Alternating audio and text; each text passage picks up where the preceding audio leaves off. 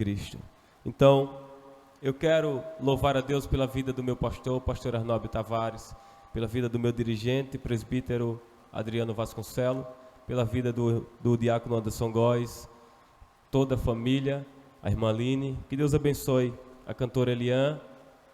Justamente nesse dia, é o dia que Deus resolveu derramar a sua graça na nossa nação, no nosso país. E eu creio que Deus, Ele é poderoso para fazer infinitamente mais do que pensamos ou desejamos. Quero convidar a todos para o Evangelho de Marcos, capítulo 10, versículo de número 46 ao versículo de número 48.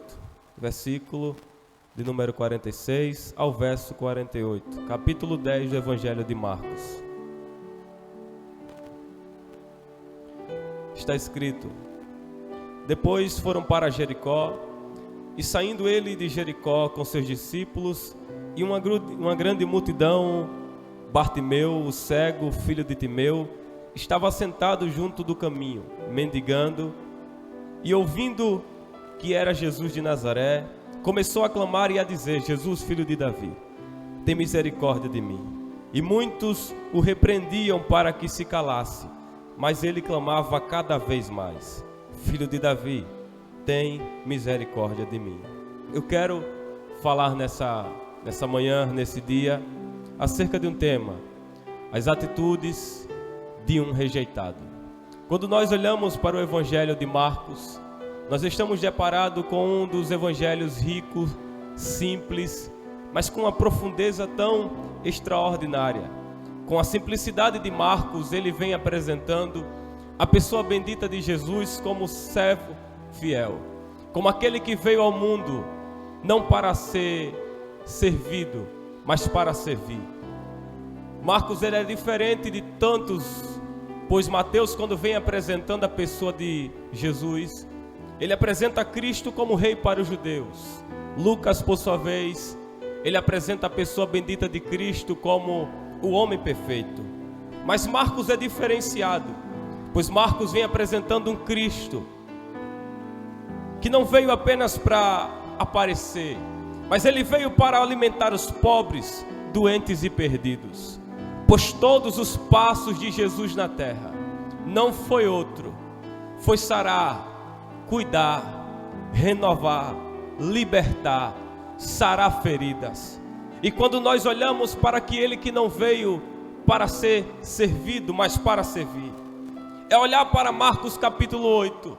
Jesus está diante de uma multidão, e essa multidão é tão numerosa que estava prestes a passar ainda mais fome.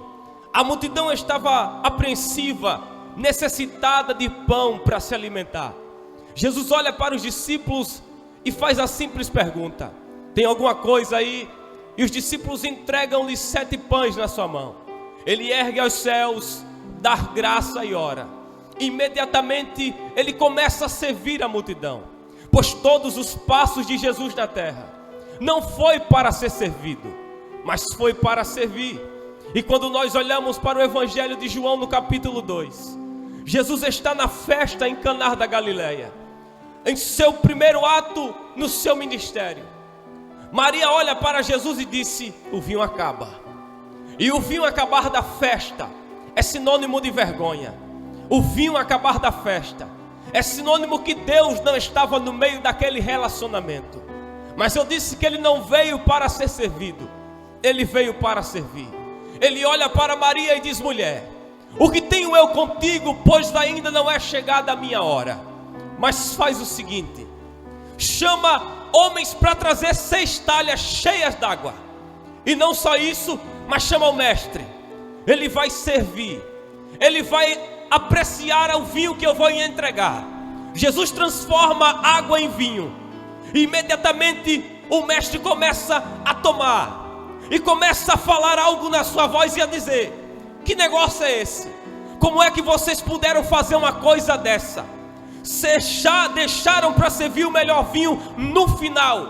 Na minha conjectura, quem sabe Jesus toma a voz e diz: o bom vinho e o melhor foi o que você tomou no começo da festa. O que eu tenho para servir não é bom, o que eu tenho para servir não é melhor. O que eu tenho para servir é ainda mais do que bom, é excelente. Pois todos os passos de Jesus aqui não foi para ser servido, foi para servir. Em João capítulo 4, Jesus está indo no caminho de Samaria. Uma mulher ao meio-dia, com um cântaro na cabeça, horário de transição, vai tirar água. Jesus olha para os discípulos e manda comprar pão. Despede os discípulos para ter um encontro com aquela mulher. Pois todos os passos dele aqui na terra não foi para ser servido, foi para servir. A mulher chega e começa a tirar água do poço de Jacó. Jesus se levanta, olha para ela e diz: mulher, dai-me de beber. Ela olha para Jesus e diz: nós não podemos se comunicar. Tu és judeu, eu sou samaritana. E tu sabe que ninguém se comunica e nem se junta. Não dá para te dar água. Jesus olha para ela e diz: se tu soubesses quem fala contigo, eu te daria, eu te serviria água viva. E esta água que eu te der não é semelhante à água que tu acaba de tirar do poço de Jacó. Esse poço é raso, é aí onde o animal bebe, é aí onde qualquer ser toma água e a sede volta. Mas a água que eu te der, mulher, que eu te servir, não vai ter sede nenhuma. Porque Jesus não veio para ser servido, ele veio para servir.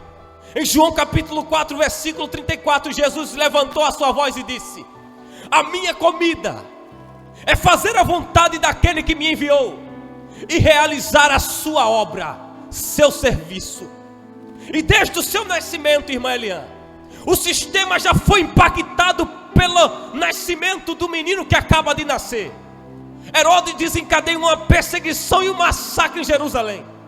Jesus está ocultado e com 12 anos aparece em cena, diante de toda a cultura, para ser sabatinado diante dos mestres e dos escribas. Deixa todos de queixo aberto e de boca caída.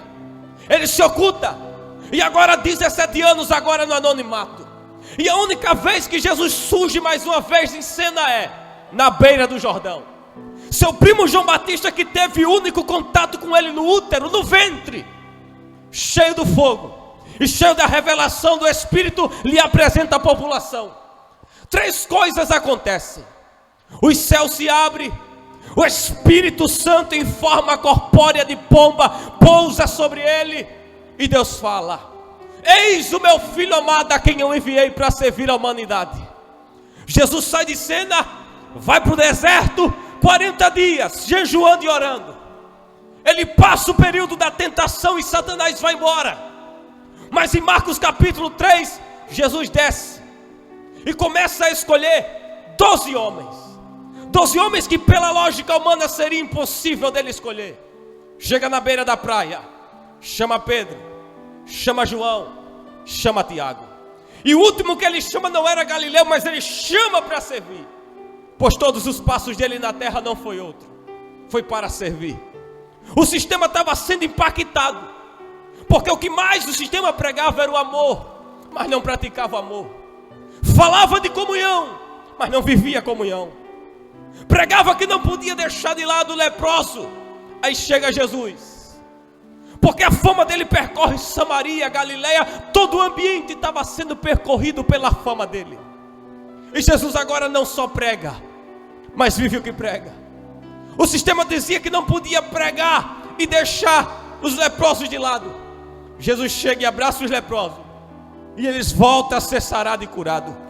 Porque todo lugar que Jesus passou, alguma coisa acontecia. Em João capítulo 11, Jesus passa em Betânia, e na lógica de Marta, o seu irmão já estava morto e não tinha mais probabilidade e nem esperança dele voltar à vida. A pedra estava posta no lugar, não se tinha esperança. Mas todo lugar que Jesus passa, algo tem que acontecer. Jesus chega e diz: remova a pedra. E enquanto a pedra é removida, Jesus começa a servir com vida e diz: Lázaro, venha para fora. Porque todo lugar que Jesus passou, alguma coisa tinha que acontecer. Jesus passou no enterro do filho da viúva de Naim, e pela lógica não se tinha condição. Já estava o sepultamento, já estava o cortejo para ser enterrado o menino. E Jesus chega, toca no esquife, que segundo alguns historiadores dizia que ele não podia tocar. Mas eu amo dizer que Jesus ele quebra protocolo, mas ele não quebra princípio. E o que é o protocolo, Elias? O protocolo é a lei humana, e a lei diz que não pode, é proibido, não vai, não chega. Só que o princípio é o seu amor. Jesus ele quebra protocolo, mas ele não quebra princípio. Pelo protocolo não se poderia tocar, mas pelo princípio, pelo seu amor, ele iria tocar. Ele para o cortejo, fala para o menino voltar à vida e ele volta, porque todo lugar é comum até Jesus passar por ele. Ele ama quebrar o protocolo, mas ele não quebra princípio. E pela lei, há 38 anos aquele moço, à beira do tanque, ninguém levava ele para ser agitado as águas e os anjos descerem e ser curado. Mas Jesus estava passando ali, para quebrar os paradigmas da lei, para quebrar os protocolos humanos. Ele olha para o paralítico e diz: há quanto tempo está aí? 38 anos. Hoje é sábado, e pela cultura não se podia carregar a cama no sábado. Mas Jesus está passando ali, e todo lugar que Jesus passa, algo tem que acontecer.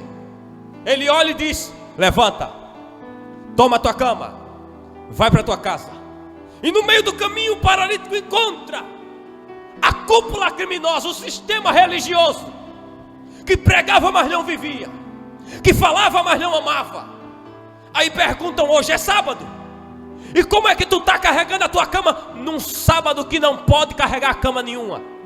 Quem sabe na minha conjectura ele olhou e disse: mas teve alguém que eu encontrei, e ele olhou para mim e disse que eu posso carregar a cama. Quem era? Jesus de Nazaré. Ele passou onde eu estava e me fez carregar, porque Jesus quebra o protocolo, mas ele não quebra princípio. Jesus está passando agora, passando a caminho de Jerusalém. Ele está indo a caminho da cruz, com seus discípulos do caminho. Imediatamente 2 discípulos de Jesus tomam a voz. João e Tiago abrem a sua boca e começam a falar. A mente deles são movida. Um olha para Jesus e diz: preparas uma cadeira à direita de ti, e outra à tua esquerda, para mim, para o Senhor e para João. Prepara. Os 10 discípulos ficam incomodados com o que João e Tiago pedem. E Jesus agora, percebendo que eles estavam desejando coisas que não se poderia, Jesus vai dizer: se vós quiser ser grande, sejam primeiro pequenos, sejam primeiro servos.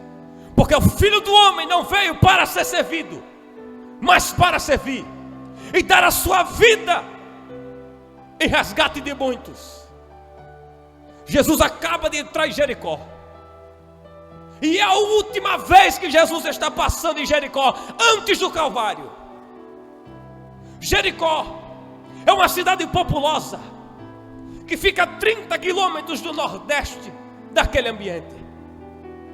E é justamente em Jericó em que ficava 1.500 metros aproximadamente abaixo de Jerusalém, que era composto por peregrinos vindo da Páscoa.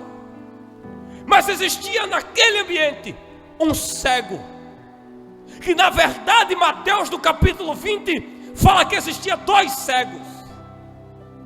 Mas o primeiro cego que ele vai focar é Bartimeu.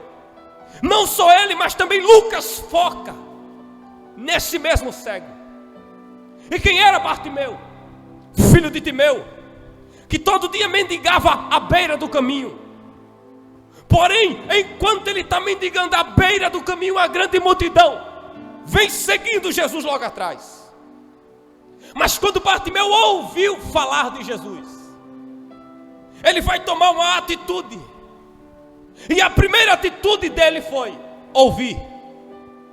Ele era cego, ele era debilitado, ele não sabia, não conseguia enxergar.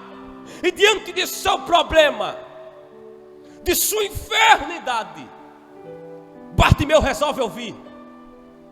Ele mesmo tendo dificuldades na vida, ele resolve ouvir. Alguns historiadores vão dizer que Bartimeu não nasceu dessa maneira. O império de Roma vazou os seus olhos, para ele não se tornar aquilo que o seu pai um dia se tornou: um reformador, um revolucionário dentro de Roma. O sistema tremia para que Bartimeu não chegasse a ser como Timeu. E Bartimeu não é o seu nome, porque a palavra Bar significa filho. Timeu, filho de Timeu. Bartimeu tinha todos os problemas na vida, mas ele resolve ouvir.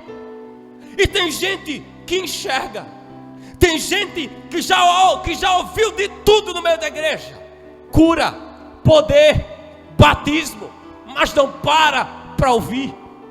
Bartimeu para, porque a Bíblia diz que bem-aventurados são os que ouvem. Bartimeu resolve ouvir, mas diante dessa primeira atitude dele, ele tem 3 dificuldades. Primeira, a sociedade lhe rejeitava, e como a sociedade rejeitava ele não poderia trabalhar em lugar nenhum. Segundo, a humilhação de não poder levar sustento, alimento para dentro da sua casa e viver todo dia mendigando no mesmo lugar. Terceiro, a vergonha, pois como qualquer homem, Bartimeu precisava trabalhar, e o homem que não trabalha é vergonhoso, é humilhante. Diante das 3 dificuldades, Bartimeu resolve parar para ouvir. Mas enquanto ele vai ouvindo, ele vai entrando dentro de Jericó, e uma grande multidão de pessoas que foram atraídas pelos seus ensinos, milagres, curas, poder, veio tomada a lhe seguir. Seus discípulos estão no meio com ele, mas quando Bartimeu ouviu falar que quem estava vindo era Jesus de Nazaré, ele se perguntou: quem é que está vindo aí? O coração do cego começa a bater mais forte, o coração do rejeitado começa a acelerar, e ele, como sabedor da história, sabendo que ele não nasceu cego, mas vazaram seus olhos, ele ergue a sua voz e começa a clamar. Quem sabe, alguém disse: esse quem vem aí, Bartimeu, ele cura. Esse que vem aí, ele liberta. Só faz isso? Não. Ele também purifica. Só isso? Não. Ele também salva. Só isso? Não. Ele perdoa. Um dia Jesus estava no meio do mar com seus discípulos, e ele faz a seguinte pergunta para os discípulos: quem dizes os homens que eu sou? João olha e diz: é contigo, Pedro. Tiago olha e diz: eu não sei. Fala aí, João. Eu não sei. Passa para outro. Tiago, também não sei. Uma mão se levanta, e quem sabe seria a menos esperada.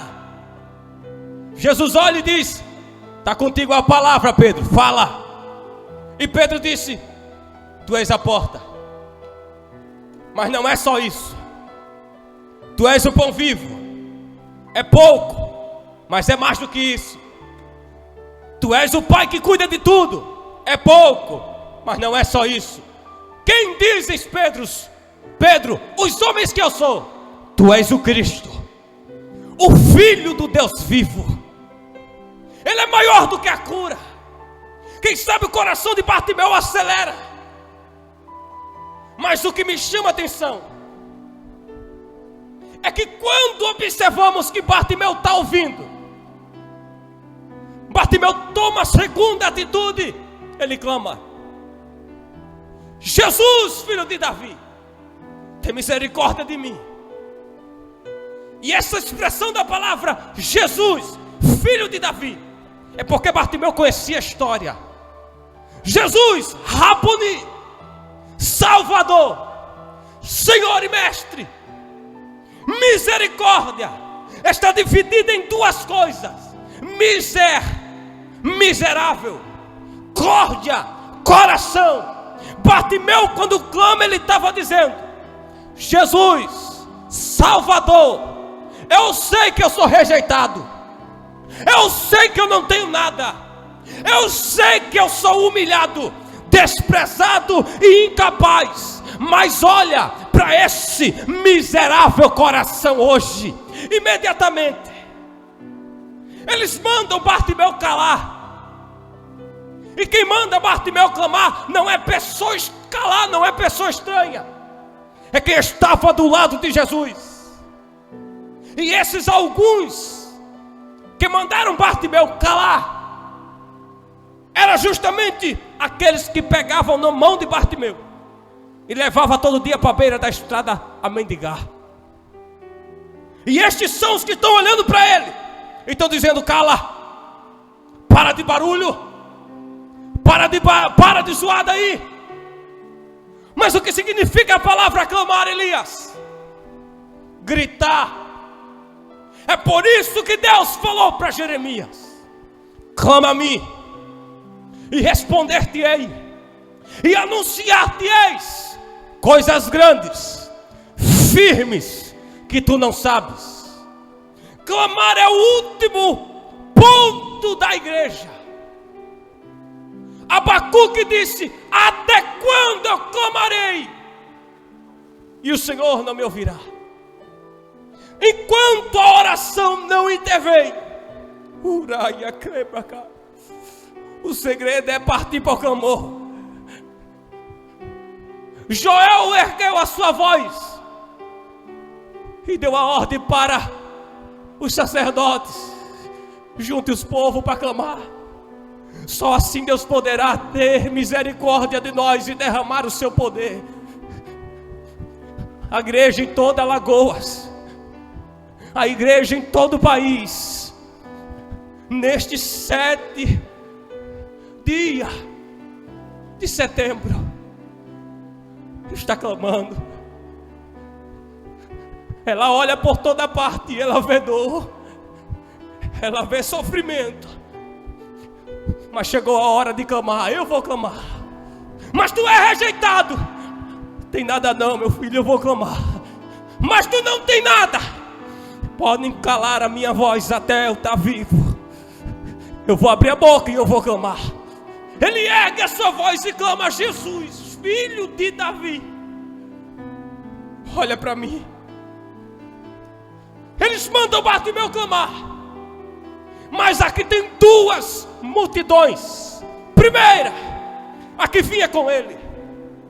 E essa primeira multidão que está seguindo a Jesus é a multidão que só quer Jesus pelo que ele pode fazer, só quer Jesus pelo que ele faz, só quer Jesus na hora que bem entender. Só que existe a segunda multidão, representada por Bartimeu. E esta multidão não vem aparecer, não quer fama, não quer glamour, ela só quer clamar, ela só quer adorar. Ele começa a clamar, e essa segunda multidão não é sempre valorizada, ninguém está vendo ela. Mas existe uma coisa aqui. Eles mandam Bartimeu clamar. A primeira multidão é a multidão que só quer Jesus pelo que ele faz. É a que está seguindo e entrando em Jericó. Mas no meio do caminho tem uma multidão representada por Bartimeu, que está desprezada, que está humilhada, que não tem valor nenhum. Mas quando nota que é ele que está vindo, levanta a sua cabeça, ergue as suas mãos e começa a chamar, e começa a tomar a segunda atitude, clamar. E eu nunca vi na Bíblia outra coisa parar a Jesus. A morte não parou ele, o pecado não parou ele, pegaram ele, colocaram uma coroa de espinho na sua cabeça, deitaram 3 dias, mas ele havia deixado um sinal para os discípulos: eu vou, mas não se preocupem não, no 3º dia a morte não vai me segurar, eu vou voltar. O pecado não parou a Jesus, o diabo no deserto não parou a Jesus, mas eu vi algo chamado clamor chamar a atenção de Jesus. O pecado não parou, a cruz muito menos, a morte não parou. Mas quando Bartimeu clama, Jesus para. E quando Jesus para, eu não vejo Jesus parando no primeiro clamor de Bartimeu. E quando Bartimeu está clamando na primeira vez, o povo está mandando ele calar. Enquanto Bartimeu está clamando o primeiro momento, o povo está mandando ele calar. Mas quando ele clama pela segunda vez, enquanto Jesus está andando no meio da multidão, Jesus para, dá uma olhada para o lado, e aqueles que mandaram Bartimeu calar, Jesus diz: volta lá. Para quê? Traz ele aqui. O que Jesus está usando é os inimigos do momento do clamor de Bartimeu. Porque enquanto Bartimeu estava caladinho, só pedindo esmola, só mendigando, só sendo rejeitado, ninguém mandava ele calar. Mas foi só Bartimeu levantar a mão, abrir a boca e clamar, que os inimigos apareceram. Mas Jesus vai se utilizar dos inimigos da adoração para fazê-los trazer quem está adorando. Me deixa abrir um parêntese. Deus vai se utilizar dos inimigos da adoração da igreja para fazermos a igreja voltar. Porque estão fazendo de tudo para calar a adoração da igreja. Estão fazendo de tudo para cessar o avanço da igreja.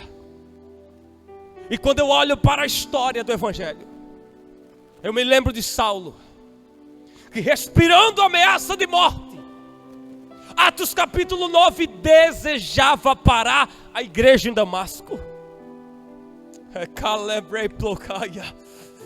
Até que um dia o dono dessa igreja resolve aparecer para ele.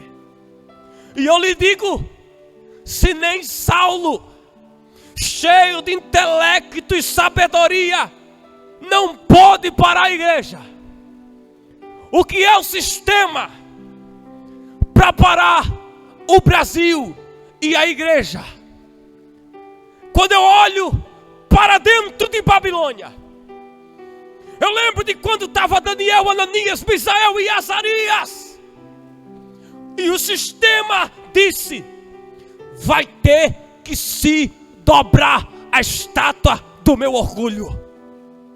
Um decreto estava posto quando o som da gaita, da harpa, sacabucha e saltério tocar em todo lugar, se prepare, vai ter que se dobrar. Mas se nem a adoração da estátua pode parar a igreja, eu lhe digo, o que é o sistema, o que é essa cúpula que quer parar a igreja? Ninguém para. Sabe por quê? Porque para parar a adoração da igreja, precisa primeiro matar o dono dessa igreja. E eu quero ver quem é que para ele. Eu quero ver quem é que mata ele. Se nem Faraó, com seus carros e cavalos, pode parar a igreja, o que é o sistema para parar essa igreja? Se nem a guerra, aonde Josafá ergueu a sua voz e disse: Senhor, em nós não há força perante essa grande multidão que vem contra nós. Porém eu lhe digo que os nossos olhos estão postos em ti, e em nós não há força. Aí entra Deus no meio da oração e do clamor. Toma um levita chamado Jaziel. O Jaziel se ergue, cheio do poder, cheio da graça e cheio de ousadia. Olha para Josafá, olha para toda a multidão e diz: ouve tu, Josafá, e vós, moradores de Jerusalém, essa peleja não é vossa, essa peleja ela é de Deus. Escute, nação brasileira, Deus está dizendo: eu vou parar, só por causa do clamor da minha igreja, eu vou descer no meio da guerra. Enquanto a igreja adora, os céus se movimentam. Enquanto João no céu chorava, os céus se movimentavam. Enquanto Paulo e Silas na prisão clamavam e oravam, os céus se movimentavam. Enquanto Estevão em Atos capítulo 7 pregava e clamava, os céus se abriam e Deus se movimentava. Deus está parando para ouvir a adoração da sua igreja. Ele manda chamar, diz: traz aqui, traz agora. E lá vem os inimigos de Bartimeu, carregando o cego. E na minha conjectura ele dizia: miserável, se alegra. E deixa eu abrir um parênteses aqui. O que Deus vai fazer? Vai deixar os inimigos de adoração de boca aberta. Como pode? E na nossa linguagem nordestina, quando a gente se espanta com a coisa, a gente usa uma expressão nossa, que é oxente. E essa expressão oxente é cultural nossa. Quando a gente olha para uma coisa, a gente diz: oxente, é bonito. Como pode? Como foi? Como será? O que Deus vai fazer? Vai deixar muita gente de boca aberta se perguntando: como foi? Como pode? Como aconteceu? Como foi esse negócio? Sabe o que é? É o clamor da igreja.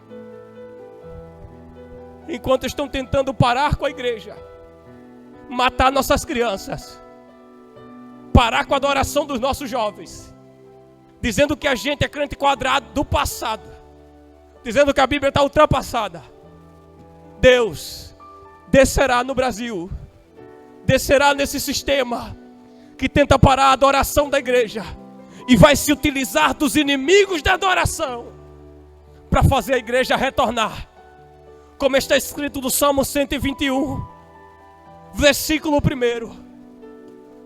Quando o Senhor restaurou a nossa sorte, nós ficamos como os que sonham. A nossa boca se encheu de riso, e a nossa língua de um cântico novo. E todas as nações se dizia: grandes coisas fez o Senhor por eles. O que Deus fará? Vai deixar os inimigos da adoração de boca aberta. Bartimeu chega. E agora vem a terceira atitude. Ele lança a capa. Não só lança a capa da vergonha, que alguns historiadores dizem que não era de Bartimeu. Ele lança a capa. Ele deixa para trás tudo que ele passou. E agora ele toma a quarta atitude. Ele se levanta. Quinta atitude, ele vai ao encontro de Jesus. E ele agora olha o que Jesus vai falar para Bartimeu. Parece que Jesus está brincando com ele, mas não é isso. é que Deus não só vai usar os inimigos da adoração, como também vai fazer aquele rejeitado ter a oportunidade que ele nunca teve de falar e todos ouvir as suas palavras. O que queres que eu te faça? E eu amo dizer que Jesus, ele não só trabalha com o poder, mas ele também trabalha com o querer. Me prove. Em Mateus capítulo 8, existia um leproso, e esse leproso se prostra diante de Jesus. E Jesus olha para ele, o leproso olha para ele e diz: Senhor, se tu quiseres, tu pode me purificar. E Jesus, para provar que ele não só trabalha com poder, mas também com o seu querer, ele olha e diz: eu quero. O quê? Te purificar. Fica limpo. E eu disse que Jesus não só trabalha com poder, mas também trabalha com querer. Em Filipenses capítulo 2, versículo de número 13, Deus disse: é o que opera entre vós, tanto no querer, como no efetuar. Jesus está olhando para Bartimeu e está dizendo: o que tu quer que eu faça? Não é que Jesus não sabia, mas é que ele estava querendo dar oportunidade. Fala, abra a boca. Eu sei que tu é rejeitado, eu sei que tu é humilhado, mas eu estou te dando a oportunidade de você fazer uma última atitude. E Bartimeu levanta a cabeça na minha conjectura e diz que eu possa tornar a enxergar. Jesus olha, como ele era simples, ele disse: veja, o cego volta a enxergar. E eu estou pregando para pessoas nesse dia que estão sendo rejeitadas, que até falta pão e alimento na casa, mas que, como Bartimeu, precisa parar para ouvir, precisa parar para clamar, precisa parar para adorar, precisa jogar as coisas para trás, precisa se levantar. E não adianta só ouvir, clamar, adorar e ir até Ele. Precisa também seguir a Ele, porque a última atitude de Bartimeu foi clamar. Diferente daqueles cegos que foram curados e partiram depois da cura, diz a Bíblia que somente um voltou, salvo engano, para agradecer.